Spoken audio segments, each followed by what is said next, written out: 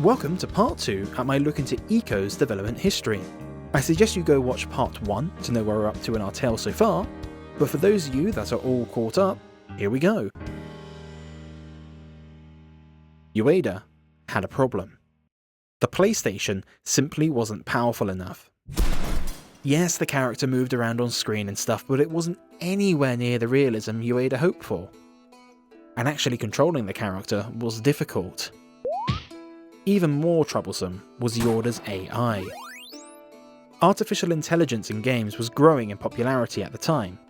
It was one of the reasons Ueda wanted his game to have AI, but unless he could put his own spin on it and make it truly something special, there didn't seem much point. The PlayStation lacked enough CPU to do any of this convincingly. The way Ueda now saw it was there were 3 possible choices to decide the fate of the project. None of them easy. The first option was to cancel the project entirely. Well, obviously Ueda was against that idea. The second was altering the initial idea, perhaps even resigning himself to cutting Yorda from the game entirely and making it a solo adventure for Ico. He was reluctant, but might be prepared to make that compromise. The final option was keep at it, to keep pushing everything that PS1 could handle and stay with the uncompromised original project. He knew they could manage it eventually, but could he afford to wait that long?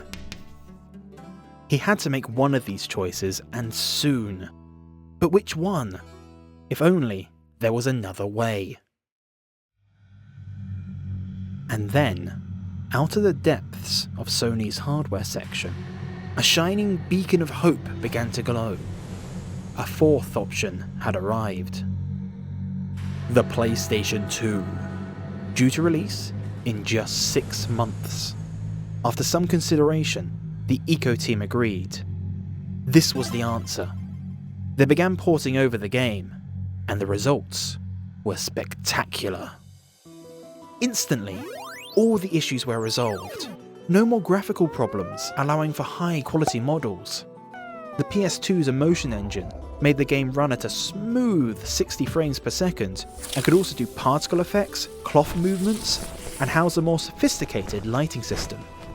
It also allowed for some more fancy programming, so the team expanded as an additional programmer was added to specialise in the visual importance of the game.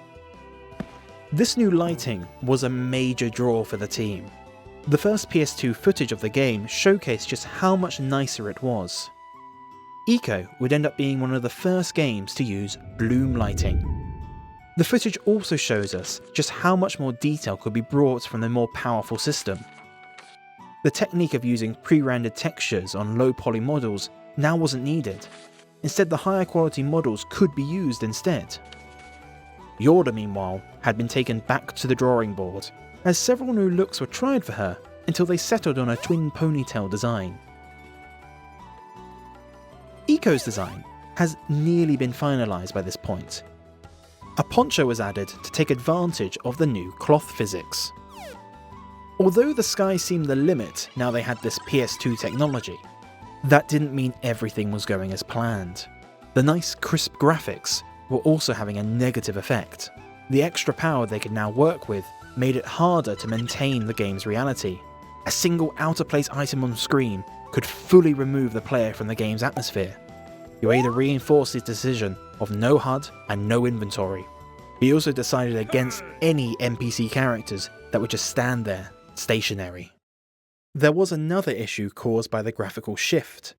Now everything seemed a little bit too gritty and dark. Although the concepts and methods used to make the game had gone unchanged, Ueda decided the story needed a retuning. He returned to his design by subtraction philosophy, and removed any extra details that made the themes of the game, such as kidnap, stalking, and violence, feel a little bit too vivid. Up to this point, the story had Ico attempting to return Yorda to her room after the Horn soldiers had kidnapped her. Simplifying the tale even further, Ico's goal would now be to only escape the depths of the castle with Yorda. This was also around the time when the Horned warriors were replaced by the shadowy creatures. possibly the character of the Queen was also introduced around this time. This decision brought other changes in the story. This may sound strange, based on the pictures you've seen up until this point, but neither Ico or Yoda had possessed any horns. I mentioned very briefly in part 1 that originally Yoda wore a horned helmet, while Ico had no horns at all. Later images would appear to change this, giving him his horned appearance. Yet this too is just a helmet. The idea was that Ico would take the helmet to stand out more on screen. This was the plan as far back as the initial pitch. For a very, very brief clip of the proposed video, we see that Ico has claimed the helmet while Yoda sleeps. Presumably, the removal of the horned guards and desire to simplify the plot further made Ueda decide to remove the helmet idea and instead permanently fix the horns to Ico's head.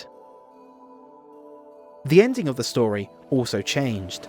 Initially, Ico had a much more modest resolution, however it wasn't quite satisfying enough.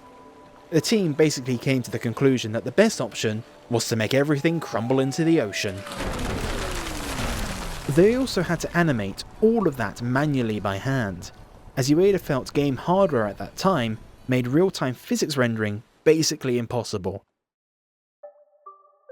The basic premise of the game's story was now in place, and began to be written into the game.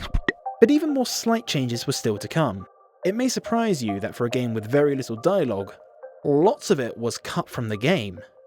At some point, Ueda had toyed with the idea of Ico and Yoda understanding each other, and they did not want to shut up, Yoda in particular. Some of the removed chitter-chatter from the game includes Yoda introducing herself, outright telling Ico that she can't leave the castle, claiming the Queen is not her mother, apologising to Ico for her mother, a full-on teenage rebellion against her mother over sacrificing and her leaving, defending Ico and apologising to Ico again. Ico's removed dialogue is mainly him encouraging Yoda and his battle with the Queen. Some of this dialogue is quite interesting, so if you want to read it, I'll link to it in the description. Ueda had made a conscious decision to limit the use of music. That's not to say he didn't want any at all though. Music, like the camera angles of the scenes they had created, needed to add to the artistic nature of the game. There was just one small issue. Ueda didn't know what kind of music would work. He knew it should be non-traditional, not like your typical game soundtrack. Perhaps he could use pop music. No, he didn't have the means to convey that successfully. Fortunately, a familiar face was back with another solution: Silent Hill. During his struggle to find the right style of music, Ueda saw the opening of Silent Hill. The theme hit him instantly. This was the feel he was going for. This is a good point to discuss some of the smaller, more cosmetic changes that happened to the game over the next few months. My apologies, but the only available footage of this is via off-screen cameras taking footage at various trade shows, but we can see some differences. By this point the game is very recognisable as Ico. There's honestly not too much to talk about here. The biggest change is how the shadow creatures behave. They've got this really cool effect where bits of them break apart. Heads, arms, body fly off until all that's left is a pair of legs aggressively attacking you. I'm uncertain as to why this was removed from the finished product. I certainly couldn't find anything discussing it, but I speculate it was due to the fixed camera angles. It can be hard to make out the shadowy beings if all that's left is a pair of legs following you around, especially from a far distance. The only other thing to note is that this seems to be the last footage of both Ico and Yoda before their redesigns. Ico still wears a helmet here, with larger upside down horns, and Yoda would soon ditch the ponytail design and receive her finalised, less colourful look. So by now, another 2 years of development had passed. The game was finally nearing completion. They even released a demo of the early finished parts of the game in April 2001. There was just a few more things left to implement and it could be shipped. Unfortunately, Sony of America had other ideas. A shipping deadline they had set in place meant they wanted the game by September 30th. There was simply not enough time to finish the game to 100% by then, but there was nothing the team could do about it. With little option, several things had to be cut from the US release of the game. Some of this was small stuff, lack of an optional film grain overlay effect, and some alternative font. But for the most part, this cut content had a huge impact on the game as a whole. While the main aspects of the game are still there, and the game can still be enjoyed and completed, several bonus unlockables were cut, including a 2-player mode, a secret weapon, and a translation of Yorda's speech. The US version also had several puzzles altered to be simpler or cut entirely. This was alongside visibly worse textures and lighting, not to mention unfinished models for the castle's areas. Another issue of the US version of Ico was the box art. It's not great. It misses the whole sort of atmosphere, instead making it look like a rather generic action game with some dodgy CGI characters. Many people consider this one of the worst video game box arts of all time. The rest of the world was far more fortunate. Since both Japan and Europe had a later deadline, the team could finish the game to how it was meant to be. All the cut features I previously mentioned were included, and the graphics were tidied up. Ueda sat down and painted some box art for his game. It was inspired by a piece called The Nostalgia of the Infinite by surrealist artist Giorgio de Chirico, as Ueda felt the worlds he created mirrored the world of Ico. Although they hadn't had a chance to send off this artwork in time for the US release, the Japanese and European boxes presented it beautifully. I think you'll agree, it's a lot better, and you can really see the influences. And that was that. The game was complete and out into the world. It had been a long 4 to 5 years of development. Critically, the game was a huge success, winning 8 awards, being praised by the games media, and many consider it major evidence for games being considered art. But sadly, it was a commercial flop. At least originally. By the end of the decade, the game had sold only 700,000 copies worldwide, Europe being the most successful market and the US being the worst, selling only 270,000 copies. Many attribute the inferior US version and terrible box art as being the cause of this. When reflecting on the poor performance, Ueda considered that maybe he had gone a bit too far in his design by subtraction method, as the main method of publicising the game was screenshots, and lack of any recognisable game elements like a heads-up display may have failed to capture gamers' attention.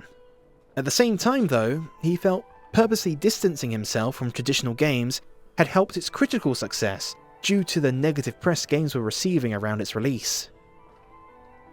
Ueda decided that his new idea, Shadow of the Colossus, would stick closer to a traditional game and focus on fun rather than potentially harmful limitations.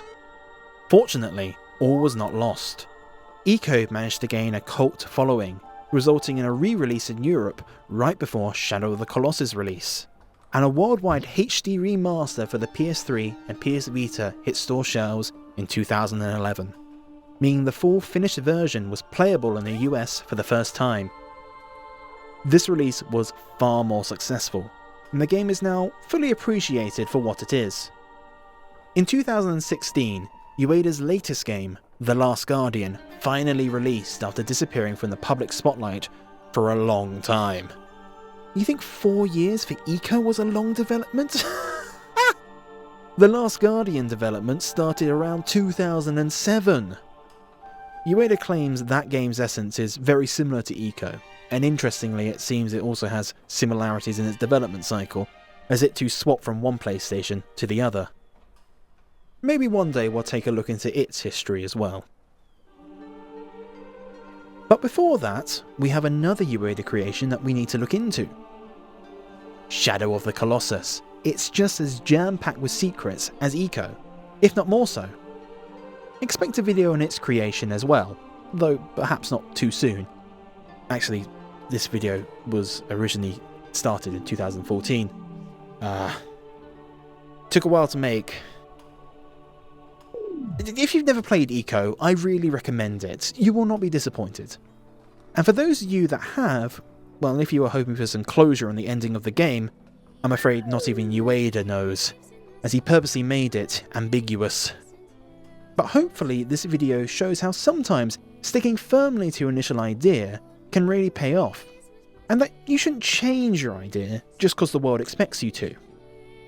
As for me, that's all for today. Time for me to escape the castle in the mist. That's it for this episode of From Concept to Console. Thank you ever so much for watching. Please like, comment, subscribe and share this video if you can, and I'll see you all on the next episode.